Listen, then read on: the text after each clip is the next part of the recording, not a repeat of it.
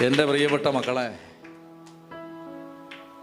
നിങ്ങൾ കർത്താവുണ്ടല്ലോ, ചുമ്മാ ഒന്നും പറയില്ല. നിങ്ങൾ വെറുതെ കേസ് കൊടുത്ത് വഴക്കിട്ട് നിങ്ങൾക്കിത് നേടാൻ നിങ്ങൾ വിചാരിക്കുന്നുണ്ടോ? പുഷ്പം പോലെ ദൈവം നിങ്ങളുടെ കൈ കൊണ്ട് തരും. ഒരു വഴക്കിനും പോകണ്ട. നിമിഷ നേരം കൊണ്ട് ദൈവം നിങ്ങൾക്ക് വേണ്ടി പ്രവർത്തിക്കും. കർത്താവാണ് യുദ്ധം ചെയ്യുന്നത്. കർത്താവ് അവൻ്റെ പുറകെ നിന്നാൽ മതി. അവൻ പറയുന്നത് കേട്ട് നിൽക്കണം.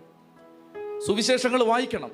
വായിച്ചിട്ട് അതിനകത്ത് പറയുന്നത് ഒരു 10 എണ്ണം എങ്ങനെ എടുക്കും, ഞാൻ ജീവിക്കാൻ പോവാ കർത്താവ്. ഇത് നിനക്ക് പിന്നെ തിരിഞ്ഞു നോക്കേണ്ടി വരത്തില്ല.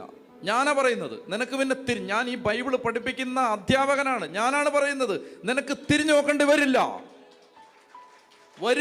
നിനക്ക് തിരിഞ്ഞ് ഒരു 5 എണ്ണം നീ ഒന്ന് അനുസരിക്കുക. ഒരു 5 എണ്ണം നീ ഒന്ന് അനുസരിക്കുക. ഇതിനകത്ത് പറയുന്ന കാര്യങ്ങൾ, ഈശോ പറഞ്ഞ കാര്യങ്ങൾ, മത്തായിയുടെ സുവിശേഷം ഇത്രയും പഠിച്ചില്ലേ? ഒരു 5 എണ്ണം നീ ഒന്ന് അനുസരിക്കുക. ദൈവം നിന്നിൽ ഇടപെടും, കണ്ണുനീര് തുടയ്ക്കും. നമ്മൾ കർത്താവിൻ്റെ വചനം അനുസരിക്കാൻ ഒരു തീരുമാനം എടുക്കുക. ദൈവം നിനക്ക് വേണ്ടി, ഈ ജോബിൻ്റെ പുസ്തകത്തിൽ ഒരു വാക്യമുണ്ട് 19-ാം അധ്യായത്തിൽ, എൻ്റെ ജാമ്യക്കാരൻ സ്വർഗത്തിൽ, എൻ്റെ സാക്ഷി സ്വർഗത്തിൽ. നമുക്ക് വേണ്ടി വാദിക്കുന്നവൻ സ്വർഗത്തിൽ. ദൈവം അങ്ങോട്ട് ഇറങ്ങി വാദിക്കാൻ തുടങ്ങും. ഈ വക്കീലിനെ വെക്കാൻ വീസില്ലാത്തവനുണ്ടല്ലോ, അങ്ങനെയുള്ള ആളുകൾ നമുക്ക് വക്കീലിനെ വെക്കാൻ വീസില്ല. എന്ത് ചെയ്യും? കോടതി മുറിയിലേക്ക് കറുത്ത കോട്ടിട്ട് ദൈവം നടന്നു വന്നിട്ട് പറയും, ഞാനാണ് ഇവൻ്റെ വക്കീൽ എന്ന് പറയും.